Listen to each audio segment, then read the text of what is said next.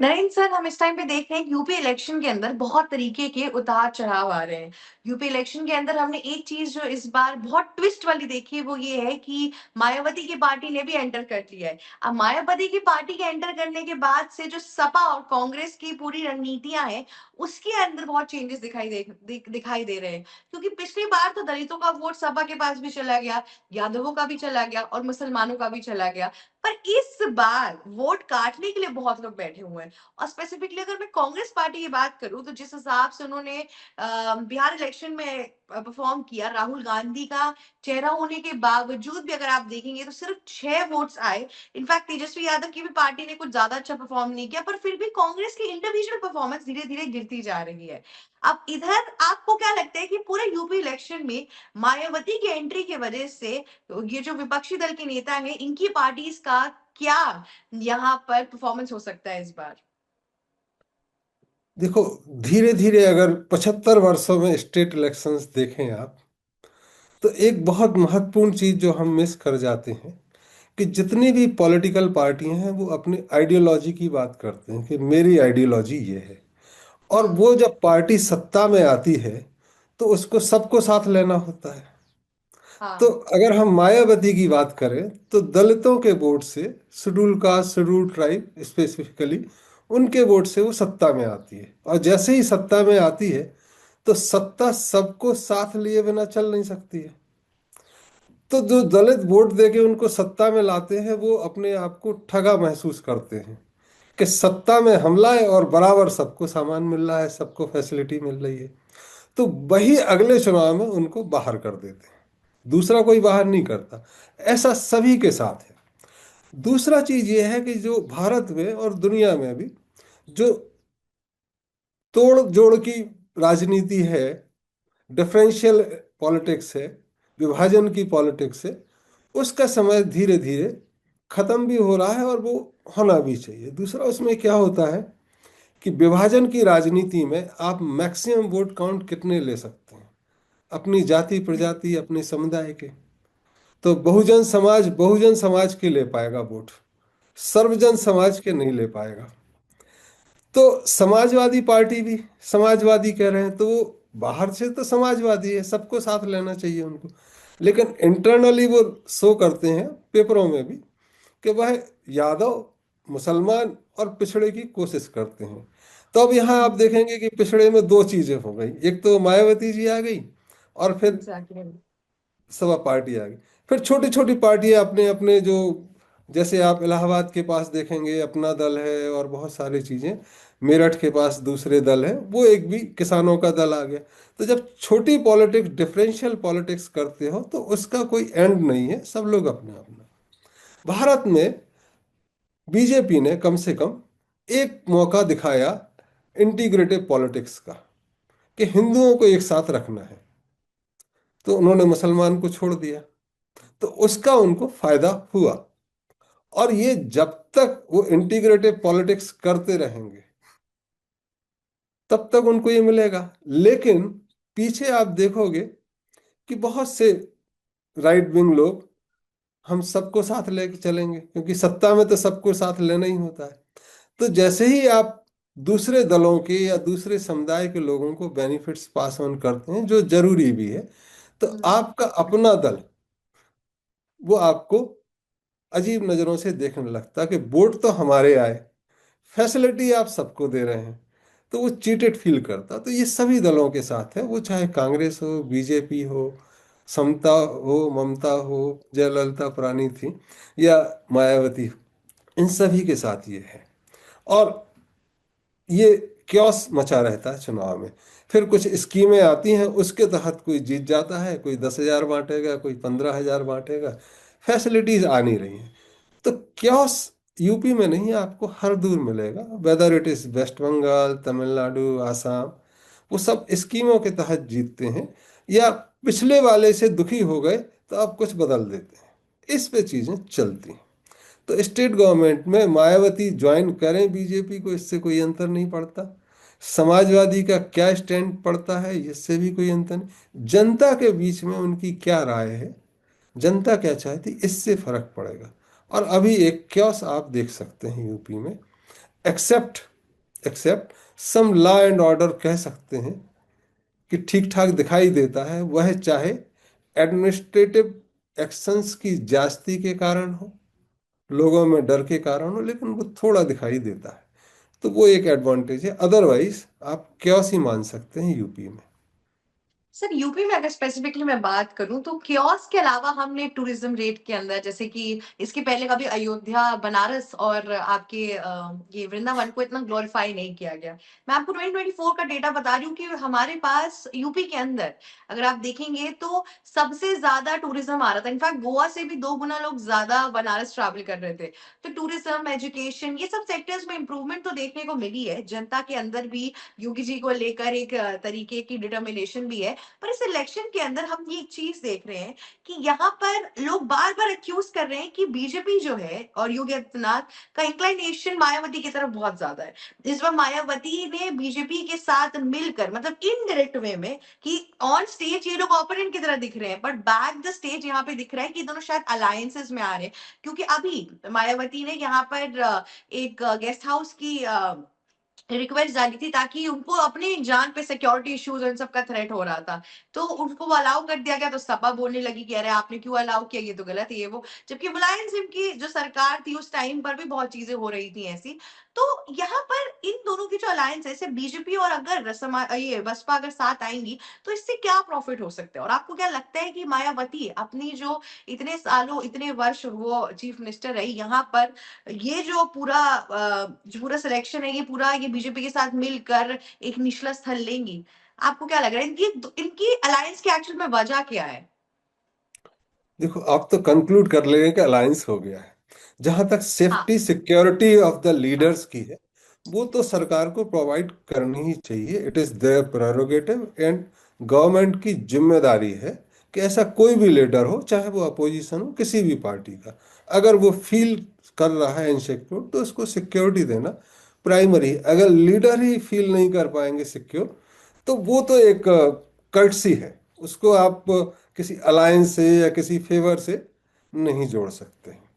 दूसरा सवाल रहा, जैसे हमने पहले ही कहा आपको, कि मायावती का रिलेवेंस खत्म हो गया, ये जो डिफरेंशियल पॉलिटिक्स का है इसका रिलेवेंस खत्म हो गया। तो वो साथ आए ना आए, इससे भारतीय और प्रादेशिक राजनीति पे कोई फर्क पड़ने वाला नहीं है। क्योंकि लोगों को लगने लगा कि मूलभूत सुविधाएं मिले ना मिले, असुविधा कम हो, इस पे आने लगे। तो आज तो बहुमत की बात चल रही है, सर्वजन की बात भी चलेगी कल के दिन, तब ये सब चीजों का अंतर अलग आएगा। तो बाकी सबका रिलेवेंस, इवन मैं तो ये कहूंगा कि स्टेट गवर्नमेंट इटसेल्फ का रिलेवेंस खत्म हो गया है। आप तो आप देखोगे, ऐसा क्यों कह रहे हैं? क्या हो गया ऐसा? आपको ऐसा क्यों लग रहा है कि स्टेट गवर्नमेंट का रेलेवेंस खत्म हो रहा है, वही सब कुछ? अगर आप पूरे भारत का एक हवाई सर्वे करें, तो आपको दिखेगा कि एक स्टेट बहुत रईस है, वहीं बिहार है, वहीं नॉर्थ ईस्ट। तो ऐसा लगेगा एक शरीर में ना पैंट फटा हुआ है, शर्ट फटी हुई है, और गोल्ड नेकलेस लगा हुआ है, आपका चेहरा सजा हुआ है। तो ये विकृत सर रखता है। एक यूनिफॉर्म डेवलपमेंट और ग्रोथ जो होनी चाहिए वो इंडिया की नहीं हो रही, नंबर एक। तो इस पे डेट्रीमेंटल क्या है? State government. दूसरा ये होता है कि मान लो मणिपुर में दंगे हुए, तो मणिपुर की स्टेट गवर्नमेंट चलती रही। अगर एक ही गवर्नमेंट होती भारत में, तो सेंट्रल गवर्नमेंट की जिम्मेदारी होती। तो पहले तो आप कई इलेक्शंस होते हैं, वो कहते हैं पुलिस ना स्टेट गवर्नमेंट की जिम्मेदारी है, तो सेंट्रल गवर्नमेंट बच जाती है और जनता को न्याय मिलता नहीं है। नंबर दो। नंबर तीन, अगर आप देखें तो भारत में सफाई कार्यक्रम जैसे एक छोटे से प्रोग्राम है जो कि स्टेट गवर्नमेंट म्युनिसिपल, वो भी प्राइम मिनिस्टर ऑफिस को चलाने पड़ते हैं। जो खाद्यान्न की सुरक्षा है, जो 80 करोड़ लोगों को राशन दे रही है सेंट्रल गवर्नमेंट, मतलब state government is incapable to feed their people. तो ये जो रिलेवेंस है, नंबर ये। फिर और जो अगर हम आगे आए, तो इतने सारे जो 28 स्टेट्स हैं, इनका खुद का खर्चा इतना है। वो ऐसा ही होता है कि जैसे किचन में हलवाई बहुत सारे हो जाएं तो खाना हलवाई ही खा जाते हैं, जनता को पहुंचते ही नहीं। इससे बहुत मोटा सा एग्जाम्पल है, राजीव गांधी जी ने बहुत मासूमियत से एक बार कहा कि हम 100 रुपये पहुंच देते हैं तो 15 रुपये जनता के पास पहुंचते या 15 पैसे पहुंचते।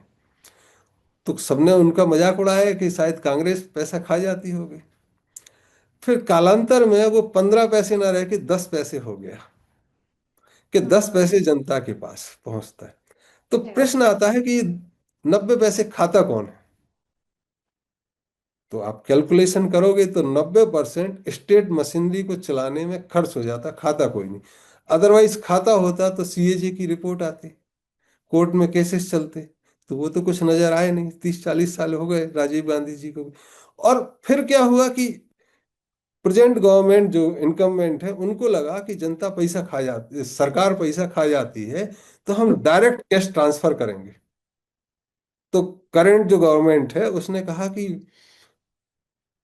85-90 पैसा बीच में गायब हो जाता, तो मैंने डायरेक्ट कैश ट्रांसफर शुरू कर दिया सेंट्रल गवर्नमेंट। प्रश्न ये है कि अगर आप डायरेक्ट कैश ट्रांसफर करने लगे तो आपने तो स्टेट गवर्नमेंट को नेगेट ही कर दिया।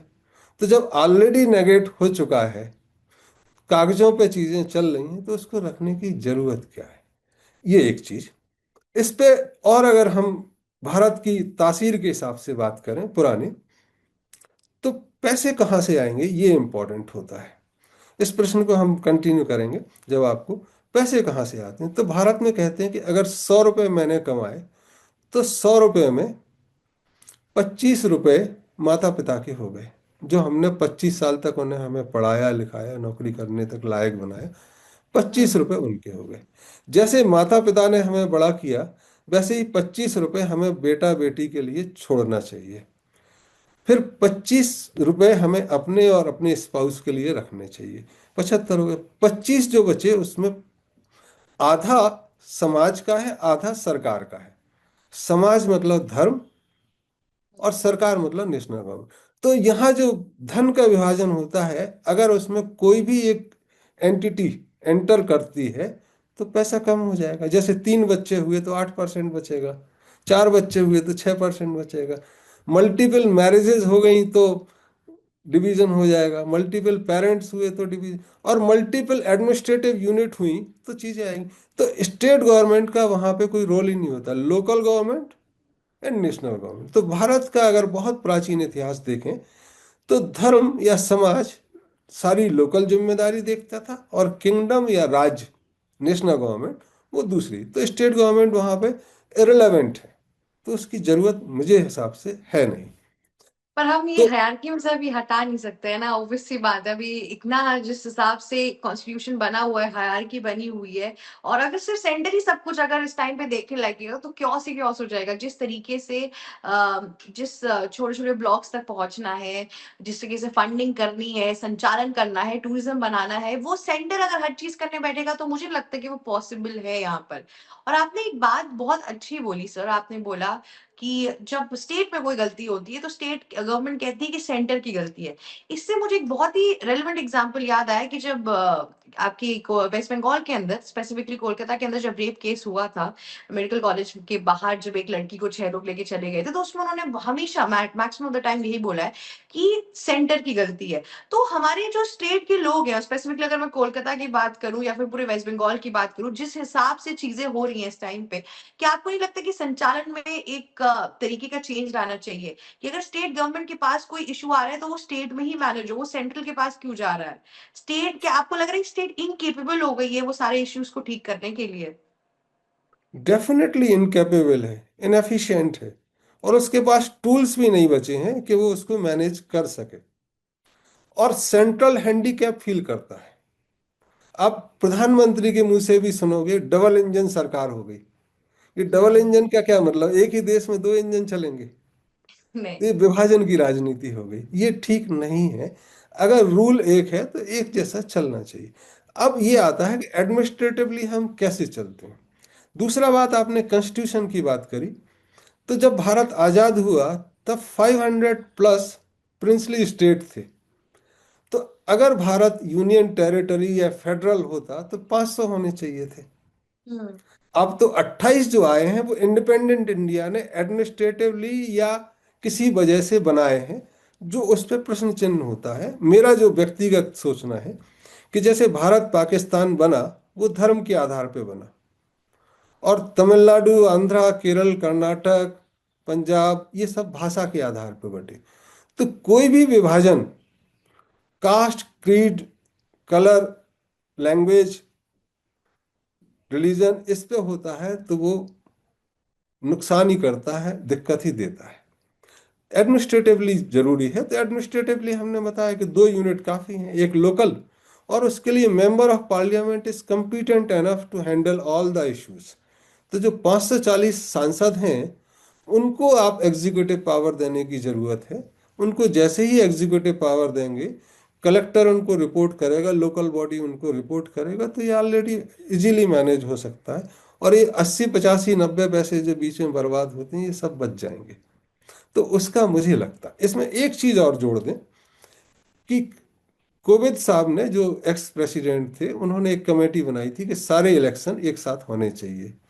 ये 2014 से एक फरमाइश हुई थी कि सारे इलेक्शन एक साथ हों, क्योंकि सरकार को काम करने का समय नहीं मिलता है। 3-4 महीने मतलब आप कोई एक्शन नहीं ले सकते, तो उसमें एक बात। तो अभी तक तो हो नहीं पाए 11 साल में। और उन्होंने कहा कि 2029 में एक साथ चुनाव होने चाहिए। ऐसे में अगर 2027 में चुनाव यूपी में होता है तो 2029 में फिर चुनाव होगा एक साथ होने। तो जो आज हो रहे स्टेट में वो फिर एक साथ होंगे।